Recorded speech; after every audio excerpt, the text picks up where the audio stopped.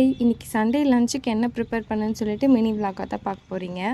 என்னை நேரில் பார்க்குற என்னோடய ஃப்ரெண்ட்ஸ் அண்ட் ஃபேமிலிஸ் எல்லாம் என்ன சொல்கிறாங்க, ஒரே கண்டென்ட்டாகவே போடுற, வேறு கண்டென்ட் போடு, இப்போ பாரு பிளேட்டு தூக்கிட்டு வர, இது என்ன வீடியோ, வேறு மாதிரி ட்ரை பண்ணுன்னு சொல்கிறாங்க. வீட்லேயே இருக்கேனால என்ன வீடியோ போட முடியும், நான் வீட்டில் என்ன பண்ணுறனோ அதை தானே போட முடியும். சரி, வேறு என்ன கண்டென்ட் வேணும், இல்லை வேறு என்ன குக் பண்ணட்டும்னு சொல்லி கமெண்ட் பண்ணுங்கள். சேம் டிஷ்ஷாக இல்லாமல் டிஃப்ரெண்ட் டிஷ்ஷாக ட்ரை பண்ணி போடுறேன்.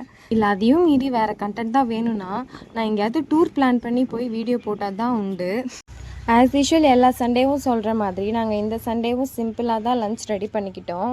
ஏன்னா நேற்று நாங்கள் ஆர்யாவுக்காக ஃபோட்டோ எடுக்க போயிருந்தோம். ஆர்யாவுக்கு நெக்ஸ்ட்டு சண்டே மொட்டை அடிக்கலான்னு இருக்கிறதுனால இந்த சண்டேவே போய் ஃபோட்டோ எடுத்துகிட்டு வந்துட்டோம். மிடில் ஆஃப் த வீக்கில் ஊரில் திருவிழாவும் இருக்குது, அதனால் போக முடியாது. அப்போது நாங்கள் ஃபோட்டோ எடுக்க கிளம்போது ஈவினிங் 7:30 ஆகிடுச்சு. அந்த வேலையை முடிச்சுட்டு வரும்போது 10:30. இதில் வந்து எங்கே சமைக்கிறதுன்னு சொல்லிவிட்டு நாங்கள் வரும்போதே ரொம்ப நாள் ஆகிடுச்சின்னு சொல்லிட்டு பரோட்டா, கிரில் சிக்கன், தந்தூரின்னு வாங்கிட்டு வந்து நைட்டே ஃபுல் கட்டிட்டோம்.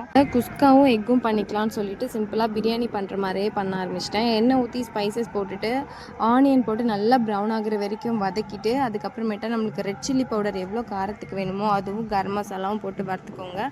அது கூடவே ஒரு கைப்பிடி புதினா, கொத்தமல்லி போட்டு நல்லா வதக்கிக்கிட்டு அதுக்கப்புறம் இஞ்சி பூண்டு பேஸ்ட் போட்டு வதக்கிக்கோங்க. நான் சும்மா 1/2 டம்ளர் தயிர் தான் ஊற்றினேன். ஏன்னா நான் வெறும் 1/2 kg ரைஸ் மட்டும் தான் போட்டிருக்கேன். அப்புறம் தக்காளி சேர்த்து நல்லா வதக்கிட்டு நல்லா சாந்து மாதிரி ஆனதுக்கப்புறம் அளவு தண்ணி ஊற்றிக்கோங்க, உப்பு போட்டுக்கோங்க. நல்லா கொதி வந்ததுக்கப்புறம் ஊற வச்ச அரிசி போட்டுக்கிட்டு கேஸ் அதோட மீடியம் ஃப்ளேம்லேயே வச்சு தான் குக் பண்ணுவோம். அரிசி போட்டதுக்கப்புறம் நம்மளுக்கு தேவையான அளவு தண்ணி அளவும் அரிசி அளவும் வந்ததுக்கப்புறம் தம் போட்டு வச்சுக்கணும்.